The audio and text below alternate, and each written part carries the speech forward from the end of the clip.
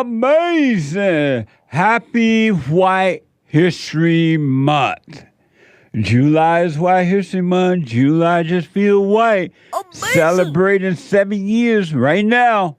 We're going to celebrate. We're going to appreciate America.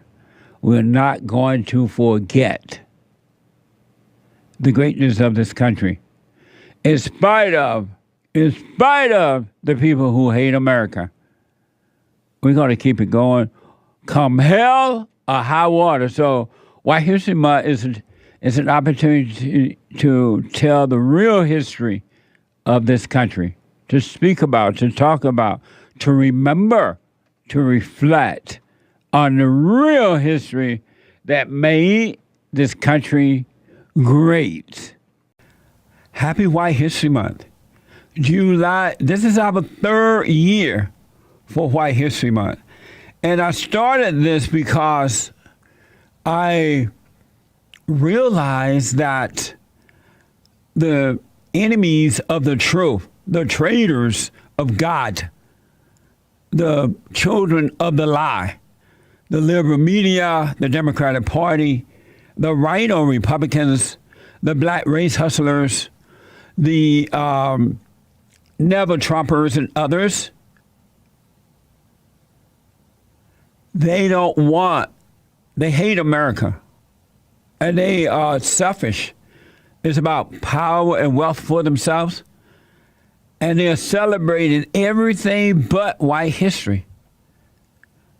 They have Martin Luther King birthday or something. They have Black History Month. They have Women's Month. They have Homosexual Month. They have Mexican Month. They have all kind of months, but not white history. Wretched slugs. Don't any of you have the guts to play for blood? I'm your huckleberry. Don't worry, Jesse. I got you. Because I'm going to celebrate a true white American hero who dedicated his life to ending slavery and battling those racist whites that you love. And that man was no other than John Brown. John Brown was a die-hard abolitionist who was all about justice. Born in 1800, he saw firsthand just how brutal and cruel the pro-white slavery was by the white man, and instead of just sitting back, he decided to take action, risking his freedom and his very life. Brown was super clear on what he believed was right, and he had mad courage, you know? He knew ending chattel slavery in America wasn't going to be some sort of easy feat. In fact, it meant fighting dirty. One of his biggest moves was in Kansas. You see, Kansas was a real mess at the time, torn apart by violence over whether it'll be a free or slave state. That chaos was called Bleeding Kansas, and Brown fought those white supremacists there on hallowed ground, leading raids to defend black folks and abolitionists alike, properly sending those white races to the upper room. During that chaos, Brown and his crew actually went to battle with pro-slavery mobs. He took it head on. They weren't about to just sit back. They fought back against the white supremacists trying to enslave black people.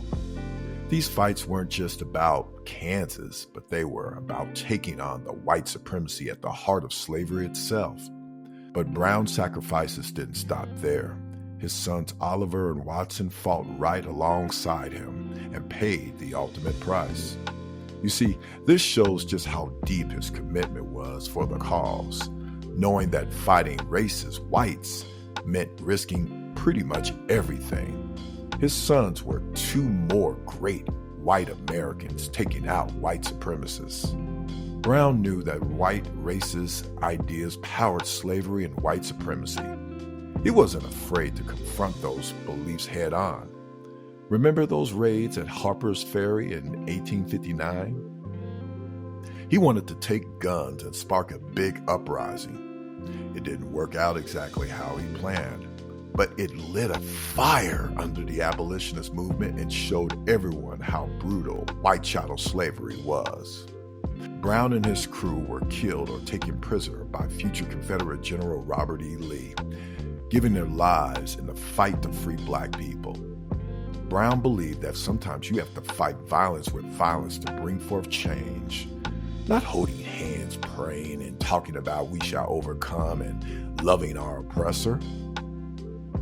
After capture, Brown was hung on December 2nd, 1859.